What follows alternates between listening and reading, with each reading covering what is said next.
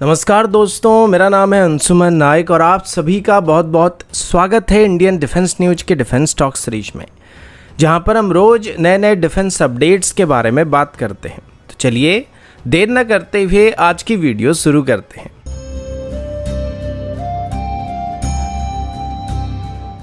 आप सभी को ये बात तो पता ही होगा कि अभी भारत और यूनाइटेड स्टेट के बीच करीब 99 एरो इंजन के लिए एक डील को फाइल किया जाने वाला है, जिसमें भारत की तरफ से जनरल इलेक्ट्रिक की 4N4 INS6 इंजन को एक्वायर किया जाएगा। इनिशियली इन इंजन्स को अभी तेजस MK2 और एमका के इनिशियल प्रोटोटाइप्स को बनाने के लिए इस्तेमाल किया जाएगा और फिर इनकी एडिशनल ऑर्डर को भी किया जा सकता है, यानी करीब 300 इंजन को यहाँ पे ऑर्डर किया जा सकता है, जिनको तेजस MK2 twin engine deck based fighter और एमका की Mark 1 वर्जन की प्रोडक्शन वेरिएंट में इस्तेमाल किया जाएगा। लेकिन अभी HAL की तरफ से फ्यूचर में अपनी तेजस और तेजस MK1A फ्लीट में एक इंडिजिनस एरो इंजन का इस्तेमाल करने का प्लान किया जा रहा है और उसमें कोई और इंजन नहीं बल्कि कावेरी इंजन को ही फ्यूचर में डेवलप करने की कोशिश किया जा रहा है और उसे ही तेजस MK1A फ्लीट में इंटीग्रेट करने का प्लान किया जा रहा है, जिसको कि जनरल इलेक्ट्रिक की 404 सीरीज की इंजन की जगह पर हम लोग इस्तेमाल कर सकते हैं। अभी पिछले 3 सालों से GTRE की तरफ से कावेरी इंजन को एक्सटेंसिवली डेवलप किया जा रहा था। हालांकि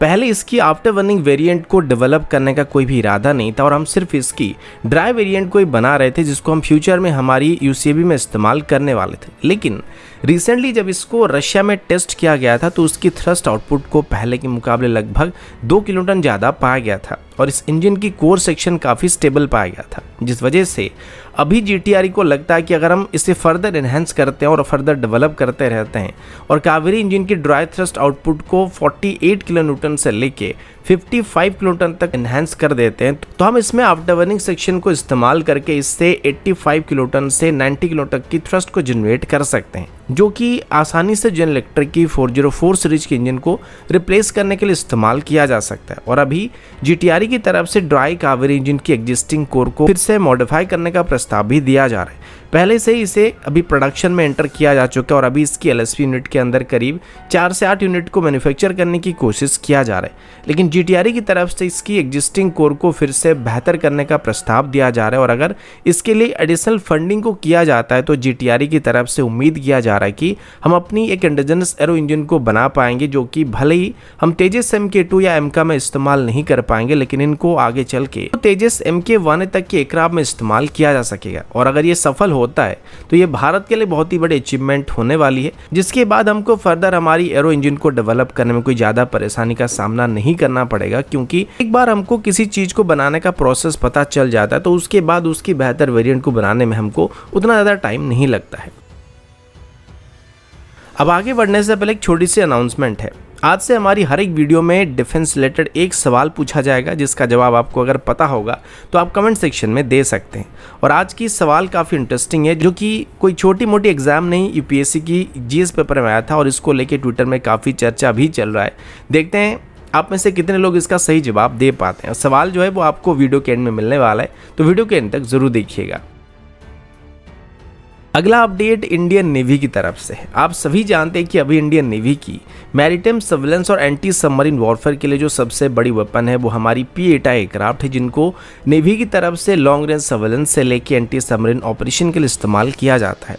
अभी हमारे पास कुल मिलाकर 12 ऐसे एयरक्राफ्ट मौजूद है, जिनको डिवाइड करके INS हंसा वेस में और INS रजाली वेस से ऑपरेट किया जाता है। लेकिन अभी नेवी की तरफ से एडिशनल P8I एयरक्राफ्ट को भी खरीदने का प्लान किया जा रहा है और इसको लेके एक ऑफिशियल रिक्वेस्ट को गवर्नमेंट के पास सबमिट किया गया। पहले गवर्नमेंट की तरफ से इस प्रपोजल को होल्ड पर रखने का फैसला किया गया था और बदले में इसका एक इंडिजिनस सोल्यूशन यानी कि इंडिजिनस एयरक्राफ्ट को डेवलप करके सेम प्लेटफॉर्म में इंडक्ट करने का प्रस्ताव दिया गया था, जिसमें DRDO की तरफ से डेवलप किए गए मैरीटाइम सब सिस्टम को और सेंसर्स को किसी एयरक्राफ्ट के ऊपर इंटीग्रेट करने का प्लान किया जा रहा था। लेकिन अभी नेवी की तरफ से एडिशनल 6 P8I एयरक्राफ्ट को खरीदने के लिए गवर्नमेंट को वापस प्रेशर डाला जा रहा है, क्योंकि नेवी का ये कहना है कि अगर हम अभी इंडिजिनस तरीके से किसी एयरक्राफ्ट को डेवलप करते यानी कि P8I एयरक्राफ्ट जैसी कोई एयरक्राफ्ट को डेवलप करने के लिए कोशिश करेंगे तो उसे बनकर तैयार होने में कम से कम 7 से 10 साल का टाइम लग जाएगा। और अभी चाइना की प्रेजेंस को देखते हुए नेवी को अभी अर्जेंट बेसिस पर ऐसे 6 एयरक्राफ्ट की ज़रूरत है। अभी तक गवर्नमेंट की तरफ से इस डील को अप्रूव तो नहीं नहीं किया गया, लेकिन उम्मीद किया जा रहा है कि जल्दी इसको अप्रूवल दे दिया जाएगा।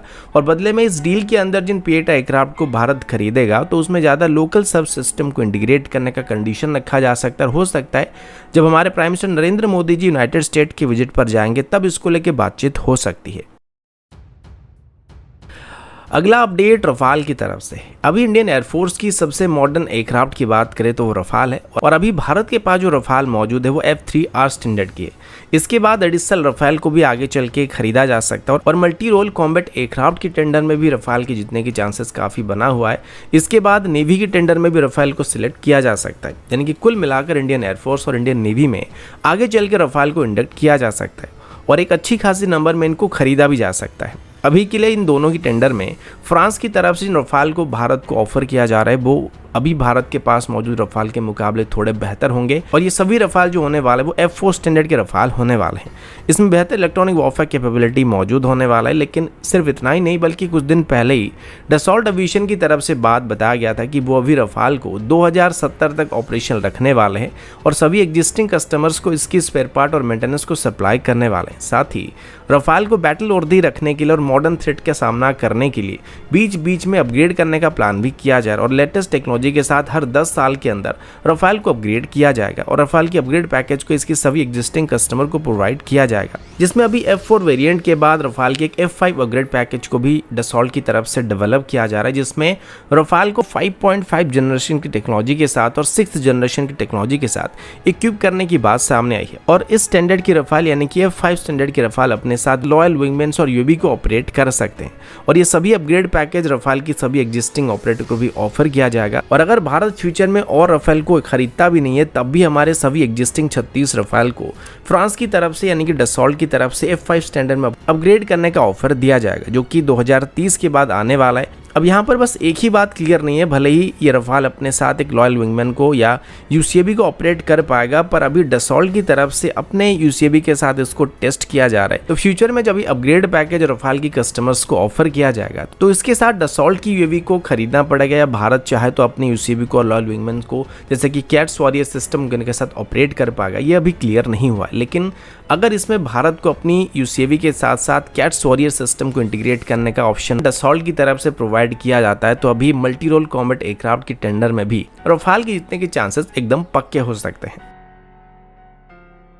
अगला अपडेट एक नेवल एक्सरसाइज को लेकर, जिसे रिसेंटली भारत, फ्रांस और यूएई के बीच कंडक्ट किया जा रहा है। इस एक्सरसाइज का नाम मैरीटाइम पार्टनरशिप एक्सरसाइज रखा गया, और इसे अभी भारत, फ्रांस और यूएई की नेवी के बीच शुरू किया गया। इसे अभी गल्फ ऑफ ओमान में कंडक्ट किया जा रहा है। ये अपने आप में पहला एक्सरसाइज भी है जिसमें ये तीनों देश एक साथ पार्टिसिपेट कर रहे हैं। इसमें अभी अलग अलग तरह के मिशंस और सिमुलेटेड एक्सरसाइज को भी करने की बात सामने आई है, और इनिशियली इसे कंडक्ट करने का जो मेन उद्देश्य है वो तीनों देशों की नेवी के बीच आपसी संबंध को बेहतर बनाना है। इसमें इंडियन नेवी की तरफ से INS तर्कस पार्टिसिपेट कर रहा है, फ्रेंच नेवी की सर्कफ और यूएई की तरफ से अपने एक पेट्रोल एयरक्राफ्ट को इसमें पार्टिसिपेट करने के लिए डिप्लॉय किया गया। इसमें फ्रांस की तरफ से अपनी रफाल को भी डिप्लॉय किया जा रहा है। तो ये सिर्फ एक नेवल सरफेस वॉरफेयर नहीं बल्कि इसमें एयर एसेट्स भी शामिल हो रहे हैं। सबसे पहले तो इसमें cross tech visit, joint training और बाद में combat manoeuvres, joint surface warfare, tactical firing exercise, missile firing और एयर डिफेंस एंगेजमेंट जैसे एक्सरसाइज को कंडक्ट करने की बात सामने आई, और कल से इसको शुरू किया गया और अभी इसको 2 दिन तक कंडक्ट करने की बात किया जा रहा है। तो अंत में वक्त आ गया आज के सवाल का। तो देवियों और सज्जनों,